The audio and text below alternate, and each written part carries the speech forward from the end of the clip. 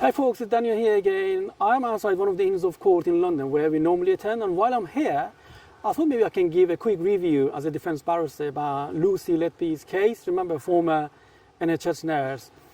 But I don't mean any discourtesy to any legal or medical experts involved in this case. And you may note it from the media that a chorus of voices of very high profile medical and legal experts are calling for a review on Lucy Letby's case after her unsuccessful appeal to the Court of Appeal this year. And you may wonder why Lucy Letby, after being convicted of killing 7 newborn babies and attempting to kill another 7 at Countess of Chester Hospital in 2015-2016, she still believes that she is an innocent. And you may also wonder why so many high-profile medical and legal experts are questioning her conviction. I can explain to you why. So here's my explanation. The prosecution case was that Lucy Letby used 3 methods to kill newborn babies and attempting to kill them. So first method was what's called air embolism, which means injecting air into the babies, but nobody has seen her doing this. So the prosecution, to prove this, they used a very high profile neonatologist and consultant pediatrician, Mr. Evans, who was a lead expert with 30 years experience in this field. But the prosecution also called another 5 medical experts as well. Mr. Evans' opinion was that the babies either had air injected into the stomach through nasogastric tube or into the bloodstream through veins and various lines and catheters, which would cause skin discoloration on some of the dead babies. But now, after Lucy Letby was convicted, several medical experts are saying that it was not practically feasible because nasogastric tubes are tiny and it would take several refills using 10 ml syringes to insert or inject significant quantity of air. And they're also saying that the air would leak out anyway, or the baby would burp or vomit it up or pass it as wind. But Mr. Evans disagrees with these challenges. So the prosecution and Mr. Evans, regarding injecting air into the baby's vein and the symptoms of skin discoloration, relied upon 1989 medical research paper about air embolism in neonatal babies, written by another very high-profile Canadian neonatologist, Mr. Shu Lee. But the Lucy's defense team did not call any medical experts in court to challenge Mr. Evans' opinion at trial. But after her conviction, her defense team called that Canadian neonatologist, Mr. Lee, to the Court of Appeal to challenge Mr. Evans' opinion about air embolism and skin discoloration. So Mr. Lee told the judges in the Court of Appeal that in his view, the skin discoloration observed on some of the dead babies do not match the kind characterized air embolism. But the Court of Appeal did not accept Mr. Lee's testimony, with the judges saying that the defense team for Lucy Letby could have called him to the trial to challenge Mr. Lee's opinion, but they didn't. And also the judges said that Mr. Lee had not assessed any of the baby's medical record or seen any witness's testimony who noted strange rashes on a number of the dead babies. The judges also added that the prosecution medical expert did not solely rely on skin discoloration anyway to indicate air embolism. So the prosecution said the second method was sabotaging 2 babies by giving them synthetic insulin, causing them hypoglycemia. But again, nobody has seen her doing this. So the prosecution, to prove this, they relied on the result of the test called immunoassay test.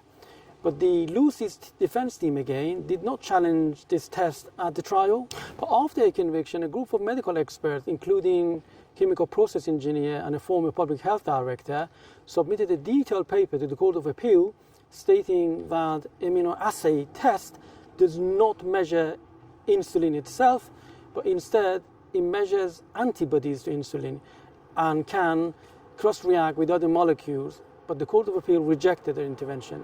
The prosecution said the third method Lucy Letby used to kill babies was tampering with the breathing tube in 3 occasions. However, nobody has seen her again doing this, apart from consultant pediatrician Mr. Ravi Jayaram, who told the court that when he entered the unit's intensive care room at 3:45 a.m.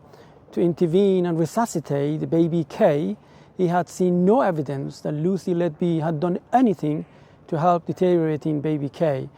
And he says no alarms sounding as the baby's K blood oxygen level suddenly dropped. But Lucy Letby told the jury she had no recollection of such event. Baby K died 3 days later, and the cause of death certified as extreme prematurity and severe respiratory distress syndrome. The prosecution used also statistical evidence against Lucy Letby.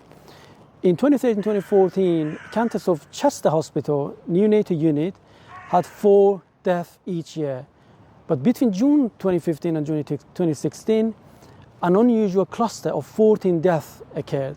So was this a coincidence or a planned murder? Is this a fallacious use of a statistic? So why the number of deaths fell after June 2016? Was it because Lucy Letby was removed from the neonatal unit, or was it because the unit was downgraded and stopped taking extreme premature babies? Well, as the review found, it might have been down to the fact that the unit was very short of nursing staff. And a leaked email from one of the most senior consultant pediatrician from the same hospital also suggests that the increased number of deaths in the unit might have been a coincidence. Lucy's barrister applied to have Mr. Evans' evidence dismissed, and among his arguments were that Mr. Evans did not approach the case with balanced, impartial views and constructed theories designed to support prosecution case. He also said Mr. Evans sent an email to National Crime Agency in 2017, and he says, if the police in Chester had no one in mind, I am interested to help. Sound like my kind of case. So he says Mr. Evans was touting for an expert role in Lucy's case. So as you can see, the prosecution very heavily relied on medical evidence in Lucy Letby's case.